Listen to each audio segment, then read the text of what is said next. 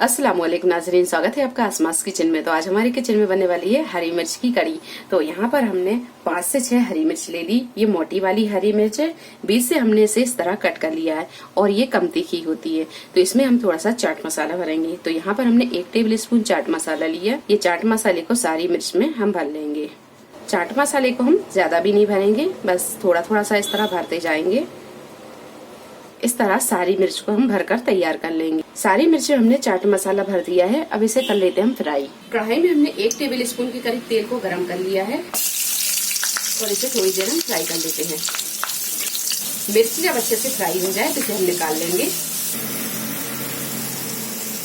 कढ़ाई में हमने 1 टेबल स्पून तेल को गरम कर लिया है। इसमें डालेंगे हाफ टी स्पून राई, हाफ टी स्पून जीरा, थोड़ा सा करी पत्ता। सारी चीजें जब थोड़ी सी फ्राई हो जाए तो इसमें आधा कप डालेंगे हम बेसन। बेसन को लगातार चलाते हुए अच्छी तरह हम भून लेंगे। गैस को हमें यहाँ बिल्कुल मद्दा ही रखेंगे और मध्य फ्लेम पर ये से अच्छी तरह हम भूनेंगे। बेसन जब अच्छे से भुन जाए और इसमें से अच्छी सी खुशबू आने लगे तो इसमें डालेंगे हम पाउडर मसाले। तो गैस को हमें यहाँ बिल्कुल मद्दा कर देंगे।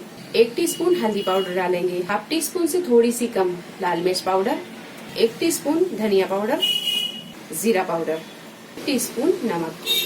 सारी चीजों को थोड़ी देर हम अच्छी तरह भून लेते हैं। मसालों को हमने 1 से 2 मिनट अच्छी तरह भून लिया है। अब डालेंगे हम इसमें दही। तो हमने आधा कप बेसन लिया था, आधा कप ही दही ले रहे हैं। ये डाल देंगे और इसे अच्छी तरह भून लेंगे।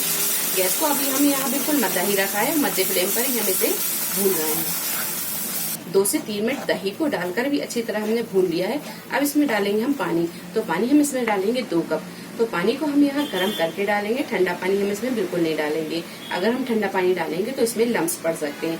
तो इस बात का आप ध्यान रखें कि पानी इसमें गर्म डालें। 1 कप डालेंगे हम गर्म पानी।